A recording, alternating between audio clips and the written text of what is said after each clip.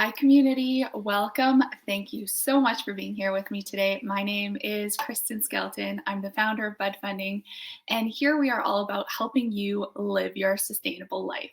So I am surrounded by all my plants because I'm going to be talking about giving you a little plant tour, talking through all of the different plants I have and how I take care of them. Um, but I just want to remind everyone that the Sustainable Human Workshop is going live again in December. So I'm going to be going live from Monday, December 6th to December 10th. I'm every day at 12, and I've invited a different sustainability expert to come on live with me. This is going to be in an exclusive group. The group is in the description of this video, so click on that link and you can join the group. And there I'm going to be hosting the live sessions, the homework, the creative projects, all that fun stuff. It's going to be lots of interesting stuff, lots of hands-on project to lock in that knowledge. And if you are someone that is at all concerned about climate change, all the garbage that's in the oceans or around you, if you have any concern about it at all and you're not sure what to do, definitely join this workshop. It's free and it's going to be a lot of fun, and I can't wait to get started. So the link is also just on the video here, you can see, or it's in the description of this video. So now let's dive right in, and I'm going to be sharing about my plant collection. So I have lots of different plants here. So let's start out with this big beauty. So this is my orchid, and I've had this for about a year. And so when I got it, it was in bloom, and then all the flowers fell off, and then now it's starting to bloom again. And the flowers lasted honestly like 6 months. They don't smell, but they look really pretty. So, and for watering this one, I've heard lots of people say they put in 1 ice cube per week, but what I typically do is I put half cup of water in per week, and it stayed really healthy. And you can see there's a bunch of buds on there just waiting to pop. So that's my lovely orchid. And this one is kind of in bright direct sun and seems to be really happy there. The next one is I have a couple bamboo plants, and this bamboo plant is honestly like 10 years old. Super easy to take care of. They just like a lot of water. And again, this one is in bright indirect sunlight. This guy's at my front door. Lots of water. Basically, whenever the water's getting low, I just fill it up. So it's you can kind of just monitor it. And that's the same with this other bamboo plant I have. It's a little bit heavier. Ooh. So this bamboo plant, again, this is next to my bed in my bedroom. And so it's kind of in bright, indirect sunlight again. And it has rocks in the bottom here. And I fill it up with water. And once the water is gone, then I refill. So I'd say about once a week refill with this one. And those are pretty easy to take care of. Now let's talk about, so this is called the inch plant or the wandering Jew. And this one is so pretty. I absolutely love this one, growing really long. And then this one loves direct sunlight. So I keep this one in the window. So wherever I have a few in my house, so wherever it is, I put it right in the windowsill because it likes that bright sunlight. I did have one of these that was in bright sunlight. It was doing really good. And then I moved it to another section of the house that was more indirect sunlight, and it started kind of withering away and did not do good at all. So definitely they love the sunlight. And again, I water it once a week, and I have holes in the bottom, so I just water it all the way through. And then that's a big thing. You want to make sure your plants can drain properly, because you don't want to get root rot in the bottom where the water is there's no place for the water to drain out of the pot.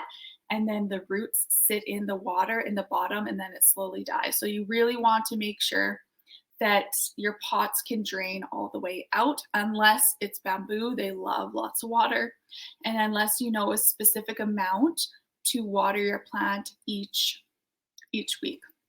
And this, the fun thing about this is it's really easy to propagate. So this whole plant, I propagated this whole plant from another one.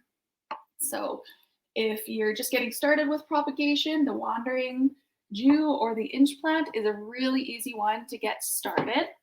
And if you're wondering what propagation is, well, that just means you are cutting off a vine from, I cut off a vine from that wandering Jew and I placed it in water until that vine starts to grow roots. And so I have a propagation station here, and I actually sell these on my website. This one I painted. They're about that color. They're made from recycled wood. And so these I have on my website. But the fun thing about here is this is another kind of little jungle there. But this is where I propagate everything. So I cut off, the vine under like a nodule. So basically it's often under where a leaf is popping out. And then I put it in water and you can start to see the roots coming. And I'll try and pull this out for you guys to see. It's very intertwined here. So I'm gently doing this. There we go. You probably won't be able to see the roots on that one, but they are just starting to sprout there. Once you get some roots going, then you can put it in soil. And then you can start a whole new plant.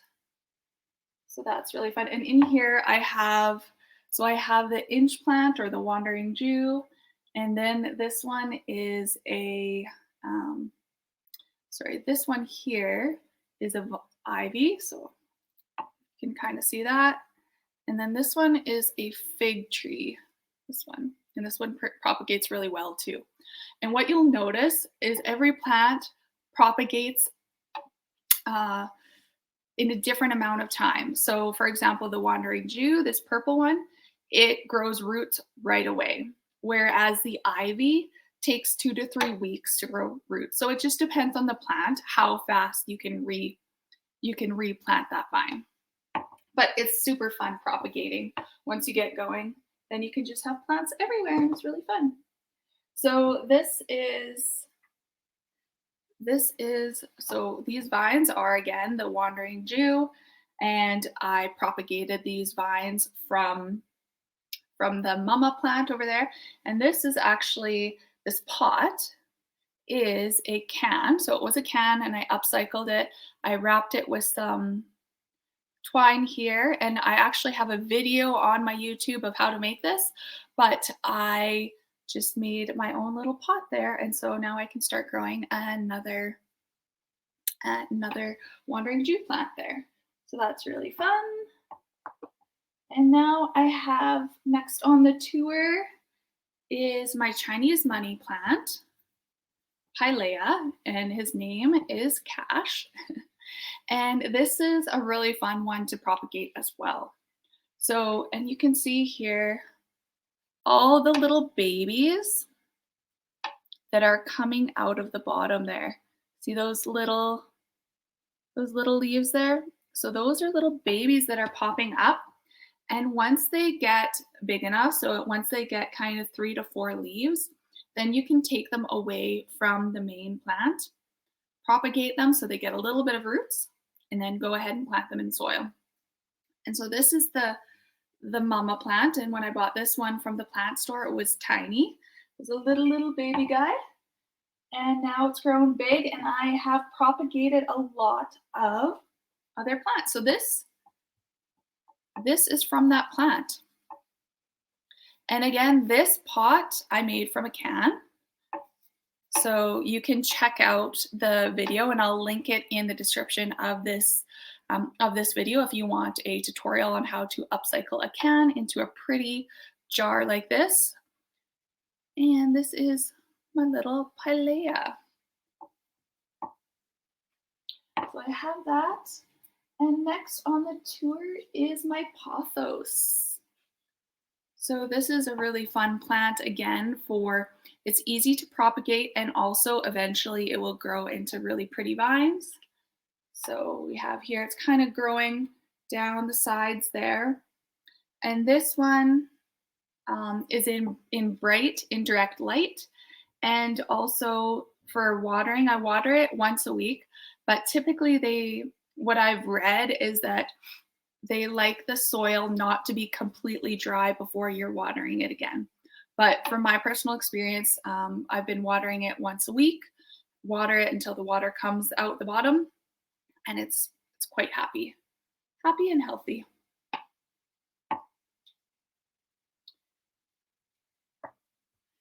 And the Pilea, this one that I just mentioned, it's been in bright direct sunlight and it's been pretty happy. And again, I watering this once a week until the water comes out, and it's been pretty happy. And I just have another little one. So this is just a little baby from the big Pilea that I've just started. So this will eventually grow into a large plant. So it's just fun to grow little plants from the bigger ones. And this is the ivy here. So this is a nice vine one. So we got big long vine here. And this one is away from the window. So it's in kind of bright indirect sunlight. It's just in my living room.